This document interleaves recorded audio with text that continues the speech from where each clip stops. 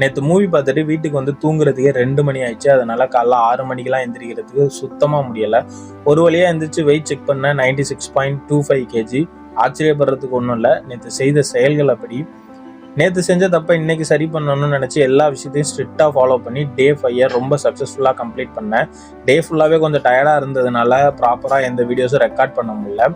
But எல்லா ரூல்ஸையும் சக்ஸஸ்ஃபுல்லாக follow பண்ணதோட result day 6ல் தெரிஞ்சிச்சு. 95.35 kg, கிட்டத்தட்ட 1 கிலோ வெயிட் கம்மியாக இருந்துச்சு. சந்தோஷத்தோட தண்ணியை குடிச்சிட்டு காலை சாப்பாடுக்கு தேங்காய் எடுத்துகிட்டு பால் வியாபாரத்தை முடிச்சுட்டு வரும்போது ரொம்ப பசியாக இருந்தது. ஸோ ஃப்ரெண்டு கடையில் ஒரு தோசையை தட்டி விட்டு வந்தேன். வீட்டில் மதிய சாப்பாட்டுக்கு ஒரு முட்டை, சாதம், காய்கறி சாம்பார், கீரை எடுத்துக்கிட்டு சாயங்காலம் 7K ஸ்டெப்ஸையும் கம்ப்ளீட் பண்ணிட்டு நைட்டு சாப்பாடாக தோசையும் வாழைப்பழமும் எடுத்துக்கிட்டு நைட்டு பால் வியாபாரத்தை முடிச்சுட்டு வீட்டுக்கு வந்தேன்.